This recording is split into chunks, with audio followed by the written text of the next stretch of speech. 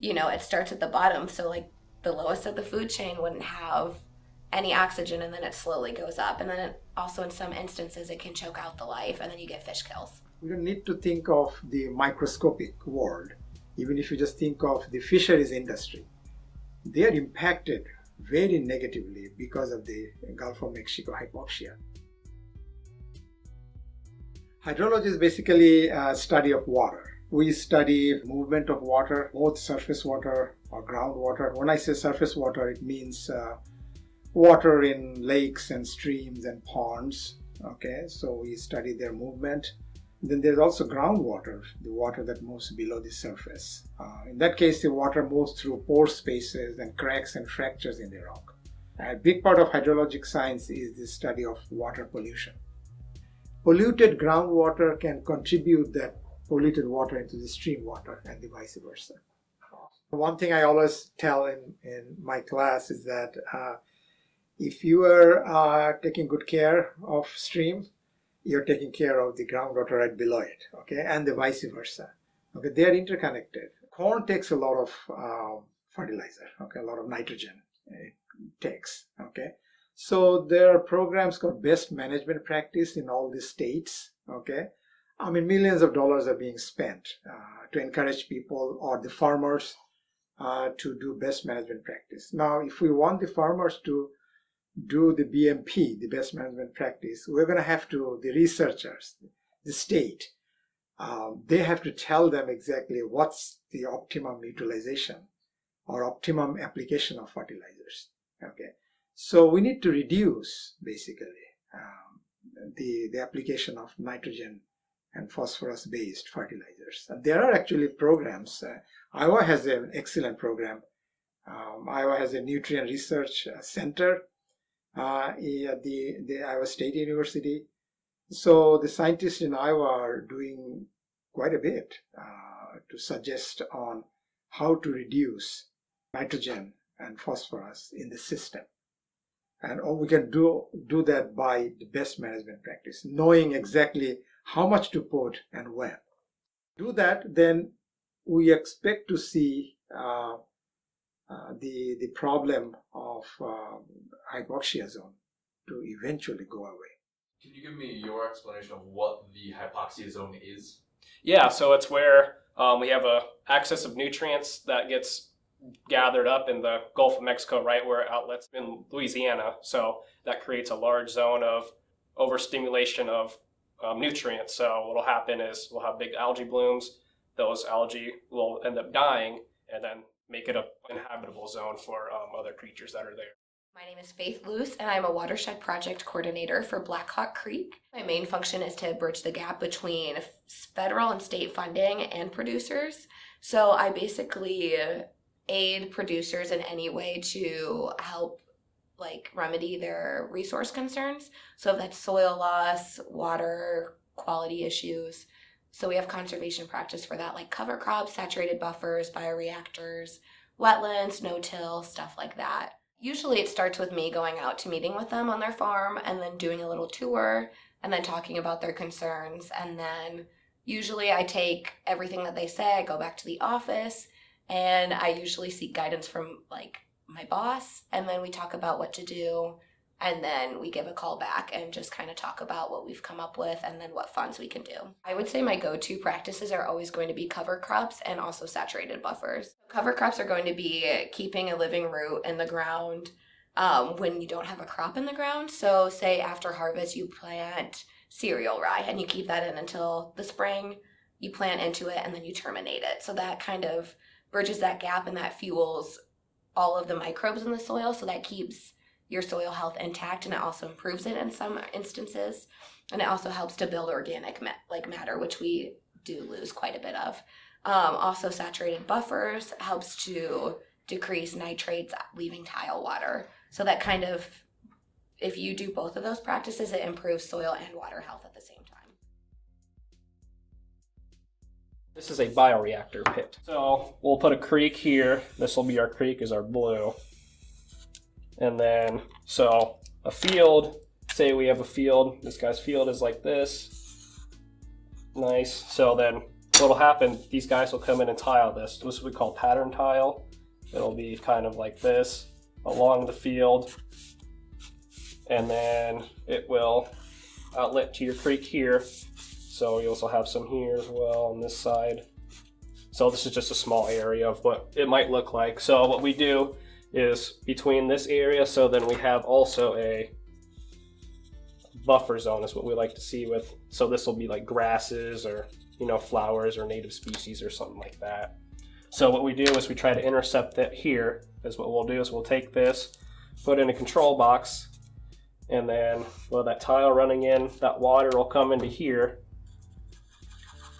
pull up, and then we'll divert it into a pit. So let's say this is our pit here. And then so what we'll do is we'll put the box there, convert it there, and then we'll redirect that into the pit. And then that water will flow through the pit where the bacteria do all the work. So then the bacteria will take all that out, and then boom, it'll outlet it out to the creek there, and makes it a little bit, cleans up the nitrate, makes it a little bit cleaner. And then so we also have our saturated buffers that we're also doing, which same thing, our stream here is, and then we have our poorly drawn tile by me, but so then what we'll do for these ones is we'll put a box here, and then we'll run lines. So these same lines that are like up here, we'll run that in our what we'd like to call perennial cover. So that'll be your grasses that grow along the edges, and we'll outlet that and have the water run across these lines, and then that'll soak through the soil profile where it allows the plants to take that nitrogen and use it as a fuel source for them that are in this perennial buffer zone, or the actual microbes that are in the soil that are working to decompose things, and working that soil will also take up that nitrogen. So it's basically a gravity system is what it is. So we'll bury that tile under there, just let gravity do the rest. It'll flow through, hit that impermeable layer, and go straight to your creek. Sometimes you might see trenches dug when you're driving along a field or something. So what these tile are, they're made out of either clay or the older ones, but the new ones is called, we call it corrugated plastic. So it'll be sort of something like this, where it kind of looks like this with a hole, then we can either they make them like from 4 inches up to 6 inches in diameter. So water will run through there. There's little slits in this all over that'll take water in and move it quickly. So now you say it used to be clay and now it's plastic. I don't know much about this, but plastic sounds like something bad to have in water. Actually, that's not as bad, because this kind of plastic that they use is not really degradable, which obviously it's its own problem, but it's makes it a better system for all this tile stuff, and it's easier for people to lay. So that's one of the changes why it's plastic now. It's easier to lay, and it's actually more durable throughout time.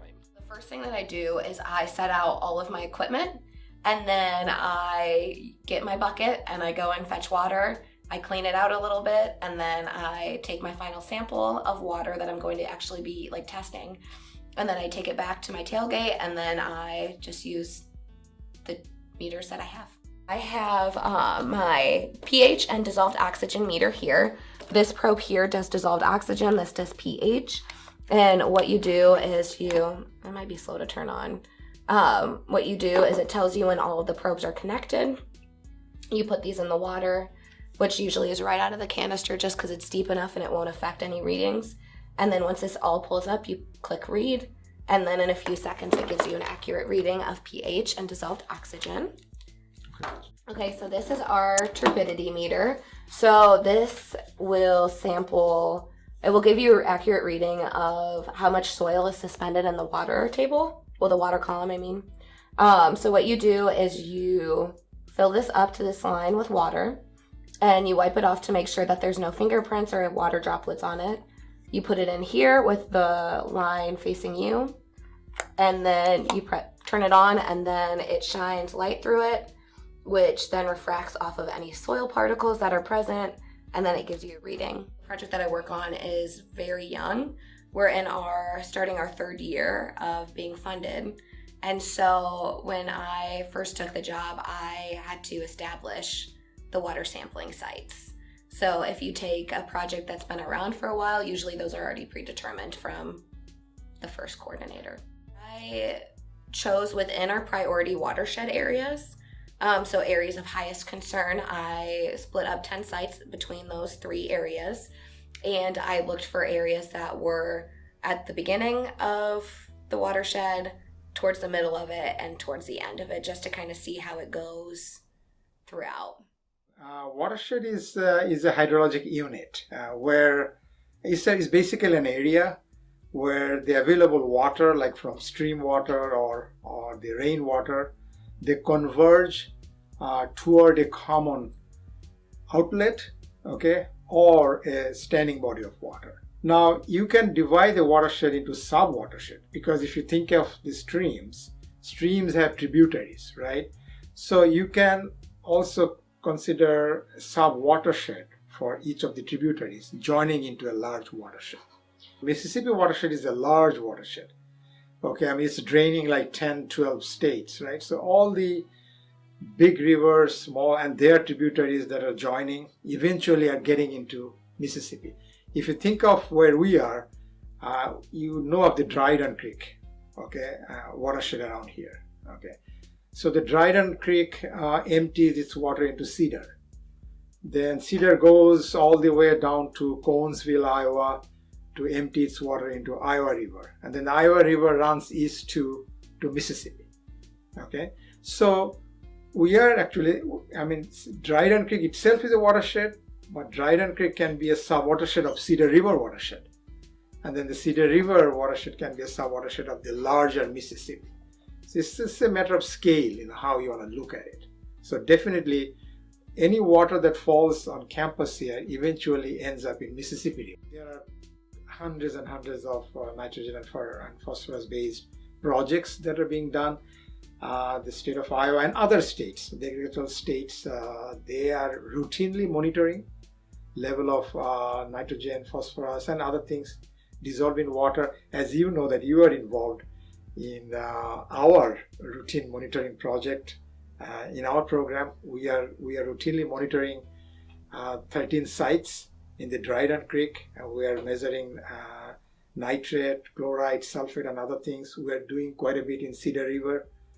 So those projects eventually are going to tell us how good we are doing to save that aquatic environment. I know we all need to be a good citizen. Okay, we need to take care of our land and water, especially because now is the time, and we have been talking about global climate change, and we all know how much water is an important factor in the global climate change.